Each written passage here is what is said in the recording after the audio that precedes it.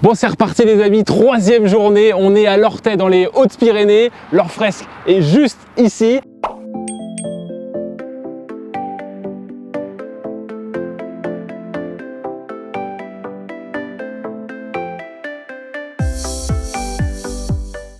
Et ce qui est bien, c'est qu'on est bien accueilli ici, c'est qu'on a du matériel et du beau matériel, du vieux matériel, un bon vieux McCormick International, des marques qui n'existent plus réellement dans ces termes-là. Ça fait plaisir, hein. Ça c'est de la belle mécanique, là-dessus il n'y a pas d'assistance nulle part.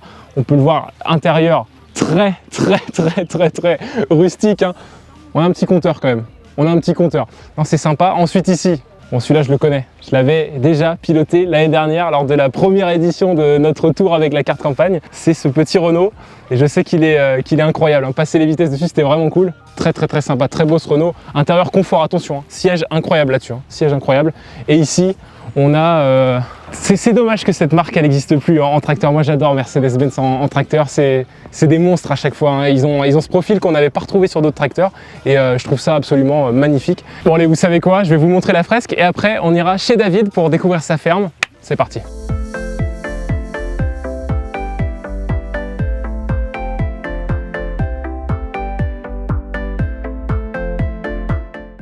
Ok, bon, je suis avec David. David, je t'ai vu au Village Emploi. Qu'est-ce que tu vendais de bon là-bas? T'avais un stand? Ben ouais, nous on fait des porcs en vente directe, bovins, ovins, volailles. Et voilà, on fait un peu de tout, des œufs aussi. Et on est surtout un porc bio. Ok. Et voilà, on fait de la vente directe depuis plus de 25 ans au moins. Après on estive, on a un système transhumant. On produit nos propres céréales aussi. Ah oui. On fait de la filiale naisseur-engraisseur jusqu'à la fin de nous. Ah oui, donc ouais, tout est contrôlé là. On contrôle le maximum possible. Ok, donc là on est un petit peu en altitude. Ouais. C'est quoi l'intérêt de ces estives là? Eh bien, l'intérêt des estives, c'est que déjà on n'a pas les bêtes à la maison, ça nous libère de la surface pour pouvoir faire des céréales, sinon on ne pourrait pas en produire. Oui. Après, on est plus tranquille et puis quand on est amoureux de la montagne, voilà quoi. Ah, c'est sûr que comment ne pas être amoureux de la montagne là, quand on voit la vue, c'est quand même quelque chose. On est sur une parcelle ici qui fait combien d'hectares, si on peut appeler ça une parcelle entre guillemets? Ici, je crois qu'on a 980 hectares de surface. D'accord. Il y a 450 bovins et 1000 brebis qui sont à plusieurs agriculteurs. Ouais. On a tout mis en commun et c'est ce qu'on appelle l'AFP là, c'est l'association foncière pastorale. Voilà, on est sur l'AFP de Mont ici. Ok. Voilà. Et toi par exemple, tu as combien de brebis? Nous ici on a 40 brebis, on a un petit élevage ovin parce qu'on démarre juste la filiale ovin en vente directe. Et après ici on n'a qu'une trentaine de vaches. Ok, d'accord. Ok, très bien. Bon du coup j'imagine que là ça fait du boulot quand même. Tu viens pas tous les jours aux estives. Comment tu t'organises? Comment tu fais? Et bien alors en fait on a un vacher qui lui s'occupe des vaches et une bergère qui s'occupe des brebis. Et on monte une fois par semaine pour la bergère et le vacher quand il nous appelle, on monte. Mais c'est rare, on a rarement des problèmes quoi. Ok, d'accord. Bah on va aller voir ton vacher de toute façon. On va aller voir le vacher. Allez, on fait ça. Ça expliquera mieux. Ok.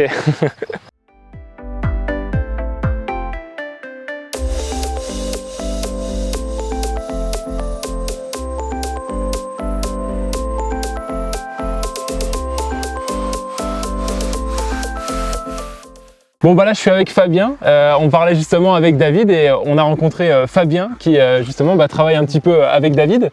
Est-ce que tu peux nous dire ce que tu fais? Je suis vacher à Mont. Ok. Voilà.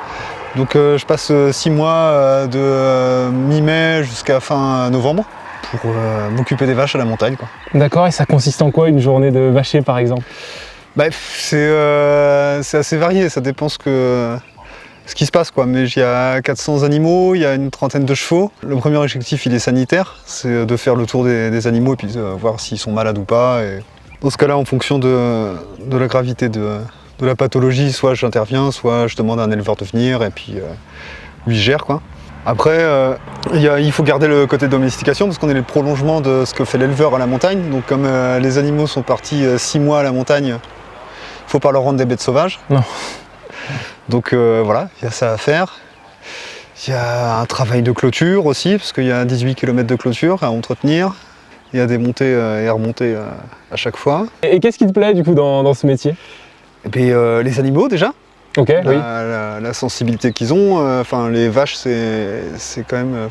individuellement, je trouve ça assez incroyable. Leur caractère qui est toujours différent.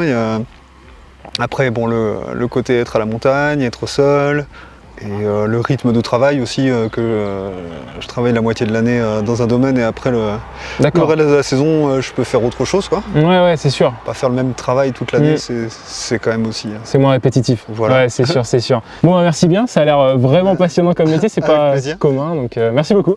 Avec plaisir. Ok, bon David, on est à ta ferme. Ouais. Tu nous as trouvé Un petit défi. petit défi. C'est quoi le but? Ben, le but, c'est de rentrer le bouchon avec la pelle Ah ouais. dans la bouteille. Donc voilà, et on va le chronométrer, comme ça, ça va mettre un peu plus de piment. Ouais, ok. Celui qui fait le moins de temps, il gagne. Et là, ça rigole pas. Là, c'est du défi. On a rarement eu du défi de ce niveau-là. Ouais, c'est parti. Allez. T'es prêt, Marlon? Ouais. 3, 2, 1, go!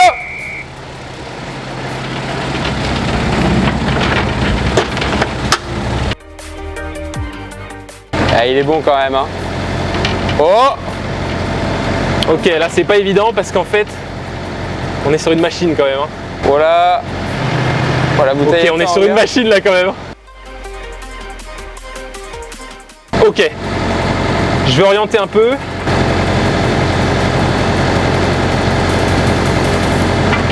Ah!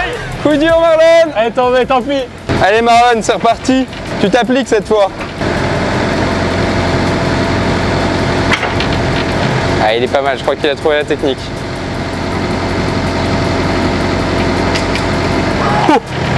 Bon, je crois que c'est dedans là, hein. Bah, je vais même pas l'orienter plus. Bon, c'est pas évident, hein. Ah, non, avec le plat, en fait, je suis arrivé un peu trop de côté, je pense, et du coup, j'ai plié le bouchon. Bon, c'est pas mal quand même. Ouais, c'est 4%, ça va. Ouais, on va voir ce que Sydney va faire maintenant. Mais c'est pas évident, c'est pas facile. T'es prêt? Ouais. 3, 2, 1, go! Allez, c'est parti. Hop, hop, hop. On se pète pas la gueule. Hop, et c'est... Non! Je vais très loin pour mieux revenir. Je suis en galère complète. Ouh, non, non, non, non. Allez, allez. Je pense que j'en ai enfoncé. Putain, il est bon. Je suis bon là, non? C'est parfait. C'est incroyable. C'est incroyable. Ouais. Excellent. Wow, super. Ouais, la chance du débutant. Ah ouais, super. Bon, bah, Marlon, sur ce défi, je crois qu'il n'y a pas vraiment de débat. Hein. Je suis désolé, mon grand, mais. Allez, t'as gagné, t'as gagné. Bravo, bravo. Mais la chance du débutant, hein, clairement la chance du débutant. Bon, mais le gagnant, hein, il n'y a pas photo, quoi. C'est Sydney. Vainqueur. C'est vrai, bravo. Non, franchement, t'as été incroyable. Là, j'ai été vraiment nul. C'est parti en mise. Clairement. Bah, bravo, Sydney, t'es le boss. Ouais, t'es le boss. Merci. Rien à dire. Mais c'est que 2-1. C'est que 2-1, il en reste des journées. Ouais. Le tour est encore long. Bon, tu vas voir. C'est qu'une bataille de la guerre.